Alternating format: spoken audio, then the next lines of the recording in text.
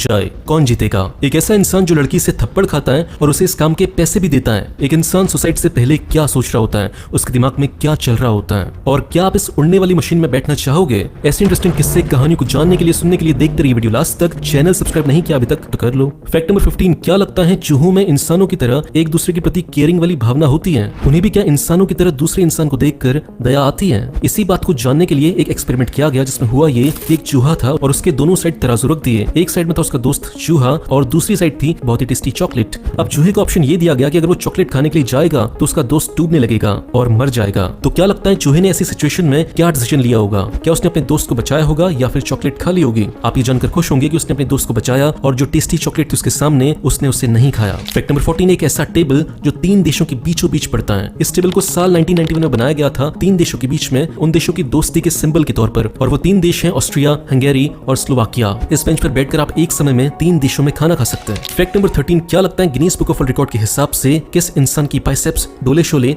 सबसे बड़े होंगे? इस दुनिया में सबसे बड़ी बाइसेप्स हैं इजिप्ट के रहने वाले 24 साल के मुस्तफा इस्माइल की। इनके डोले अभी 31 इंच के और ये चाहते हैं कि इसे और बड़ा किया जाए। ये रोज दिन में 2 बार जिम जाते हैं, 3-3 घंटे जिम करते हैं। ये एक दिन में लगभग 1.5 केजी चिकन, आधा केजी फिश, 4 कप बादाम और 4 लीटर प्रोटीन शेक पीते हैं। अगले फैक्ट पर जाने से पहले बात करते हैं शेयर मार्केट की, जहां पे आप पैसे इन्वेस्ट कर अपने पैसों को ग्रो कर सकते हैं। देखो, जब भी कोई बंदा स्टॉक मार्केट में नया आता है तो उसे पता नहीं होता कि क्या बाय करना है, क्या सेल करना है, जिसकी वजह से लॉस के चांसेस बढ़ जाते हैं। तो इसलिए सीखना बहुत इंपॉर्टेंट है। तो इसी बात को ध्यान में रखते हुए मोतीलाल ओसवाल ऐप में 2 अच्छी बातें हैं। पहली बात यह है कि इसमें बहुत सारे एजुकेशनल वीडियोस हैं जिनसे आप सीख सकते हैं कि कैसे इन्वेस्टिंग की जाती है और फिर इन्वेस्ट कर सकते हैं इंडियन मार्केट में भी और अमेरिकन मार्केट में भी। दूसरी अच्छी बात यह है कि इसमें आपको एक पर्सनल स्टॉक एडवाइजर मिलता है जो आपको बताता है कि कब बाय करना है और कब सेल करना है, जिसकी वजह से आपके प्रॉफिट के चांसेस बहुत हाई हो जाते हैं। स्टॉक मार्केट में इन्वेस्ट करने के लिए आपके पास होना चाहिए एक डीमैट अकाउंट, और यही डीमैट अकाउंट आपको फ्री में मिलता है मोतीलाल ओसवाल के साथ, जो आपसे 0 अकाउंट मेंटेनेंस चार्जेस लेते हैं। तो जैसे ही आप अपने पैन कार्ड, आधार कार्ड और बैंक डिटेल्स फिल करते हैं, वैसे आपको मिल जाते हैं 3000 रुपए का डिस्काउंट कूपन, और इसके साथ साथ आपको मिलता है 1000 रुपए का ब्रोकरेज कैशबैक। तो अगर आप इंटरेस्टेड हो स्टॉक मार्केट में इन्वेस्टिंग करने के लिए तो आप मोतीलाल ओसवाल को ट्राई कर सकते हो। मैंने इसका लिंक डिस्क्रिप्शन में दिया हुआ है। फैक्ट नंबर 12, ये फैक्ट सुनने के बाद आपको अच्छा नहीं लगेगा, मुझे भी अच्छा नहीं लगा था, लेकिन सच्चाई से हम कब तक मुंह फेर सकते हैं, ये फैक्ट सच है। फैक्ट ये है कि इस साल बांग्लादेश इंडिया से आगे निकल चुका है पर कैपिटा इनकम में, मतलब कि बांग्लादेश का आम इंसान इंडिया के आम इंसान से ज्यादा अमीर है। इंडिया की पर कैपिटा इनकम है $2169, वहीं बांग्लादेश की पर कैपिटा इनकम है 2173। इससे पहले तो हम बहुत सारे बहाने मारते थे कि इंडिया की पॉपुलेशन बहुत ज्यादा है, जिसकी वजह से हम बहुत ज्यादा तेजी से आगे नहीं बढ़ पा रहे हैं। बांग्लादेश की पॉपुलेशन तो ज्यादा है लेकिन फिर भी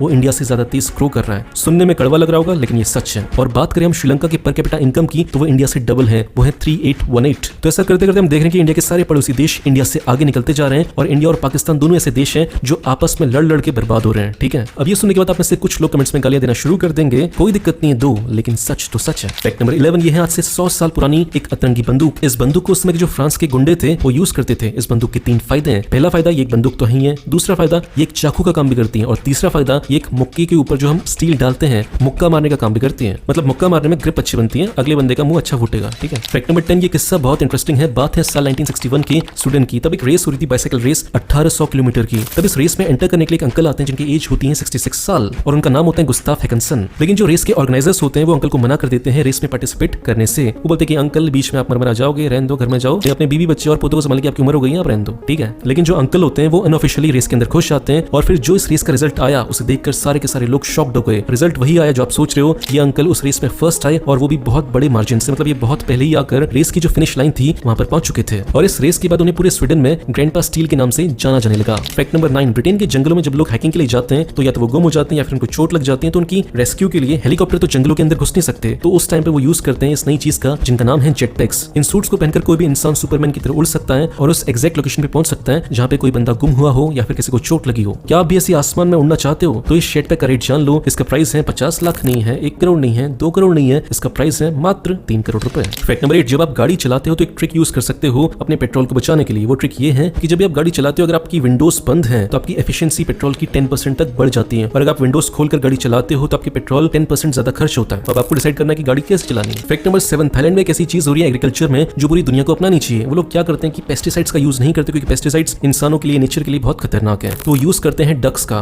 वो अपने बड़े बड़े खेतों में हजारों डक्स को छोड़ देते हैं, क्योंकि ये डक्स उनके लिए बहुत फायदेमंद है। पहला फायदा ये होता है कि वो सारे के सारे कीड़ों को खा जाते हैं। दूसरा फायदा ये होता है कि उन कीड़ों को खाने के बाद जो वो वेस्ट प्रोड्यूस करते हैं वो एज अ फर्टिलाइजर यूज हो जाते हैं। और तीसरा फायदा ये है कि जब इतने सारे डक इनके बड़े बड़े फार्म्स के ऊपर चलते हैं तो वो पूरी जमीन को समतल कर देते हैं, जिसकी वजह से जब फार्मर एक्चुअली फार्मिंग करने के लिए आते हैं तो उनको बहुत ज्यादा मेहनत नहीं करनी पड़ती फार्मिंग करने के लिए। इसी आइडिया को दुनिया के बहुत सारे देश अपना रहे हैं और इंडिया को भी इसे अपनाना चाहिए। फैक्ट नंबर 6, हम जो हिस्ट्री में बड़े बड़े बड़े किले देखते हैं, क्या लगता है वो कितने सालों में बनते होंगे? वो बनते थे 40 साल, 50 साल, 100 साल लगाकर एक किला बनता था। और आज की तारीख में अगर हम वही किले बनाने चाहें तो हम 1 साल 2 साल के अंदर बना सकते हैं। लेकिन फ्रांस के कुछ लोगों ने सोचा कि ऐसा करने में मजा नहीं है, तो उन्होंने साल 1997 में एक किला बनाने की शुरुआत की और उसी स्टाइल में जो आज से 7 सदी पहले 13वीं शताब्दी में बनाया जाता था उसी टेक्निक से। तो इस किले को वो साल 1997 से बना रहे हैं और अब जाकर वो आधे से ज्यादा बन पाया है और साल 2030 तक ये कंप्लीट हो पाएगा, सेम उसी टेक्निक से जिस टेक्निक से आज से 700 साल पहले फ्रांस के लोगों ने उस किले को बनाया होगा। इंटरेस्टिंग फैक्ट नंबर 5, मिलिए मनीष सेठी से। वैसे तो ये बहुत बड़े बिजनेसमैन है, लेकिन ये खबरों में आए साल 2012 में एक बहुत ही अजीब सी चीज को लेकर। इनको पता चल चुका था कि सोशल मीडिया पर ज्यादा वक्त गुजारना इनके काम के लिए अच्छा नहीं है, लेकिन सोशल मीडिया के एडिक्शन की वजह से ये अपने काम के बीच में बार बार एप्स को खोल रहे थे, सोशल मीडिया की एप्स को खोल रहे थे। तो इसके लिए उन्होंने एक लड़की को हायर किया इस बात के लिए कि जब भी मैं अपने काम के बीच में फेसबुक ट्विटर चलाना शुरू कर दूं तो मुझे एक थप्पड़ मार देना। बहुत बढ़िया। और इस थप्पड़ मारने के लिए वो लड़की को दे रहे थे 1 घंटे के $8। अब लगा लो वो दिन का कितना कमा रही होगी वो लड़की केवल थप्पड़ मारने का। फैक्ट नंबर 14, आप सबने 3D प्रिंटिंग के बारे में सुना है। ये एक ऐसी टेक्नोलॉजी है जो दुनिया भर के लेबर्स की जॉब को खा लेगी आने वाले 5 से 10 सालों में। और सेम इसी टेक्नोलॉजी से चाइना ने एक बहुत ही खतरनाक चीज की है जिसे देखकर पूरी दुनिया चौंक गई। चाइना ने केवल 15 दिन के अंदर एक 30 मंजिला इमारत खड़ी करके रख दी है। ये तो थी चाइना की बात। अब हम बात करते हैं इंडिया के बिहार की। बिहार में 8 साल लगाने के बाद हमने एक छोटा सा पुल बनाया था 250 करोड़ रुपए लगाकर। और गुस्सा दिलाने वाली बात यह है कि वो पुल 1 महीने भी टिक नहीं पाया और वो हो गया साफ। इसमें वैसे कोई गुस्सा होने वाली बात नहीं। आप लोग लड़ते रहो, हिंदू मुसलमान के नाम पर लड़ते रहो, अपनी कास्ट के नाम पर लड़ते रहो और जो नेता है देश के लंका लगाते रहेंगे।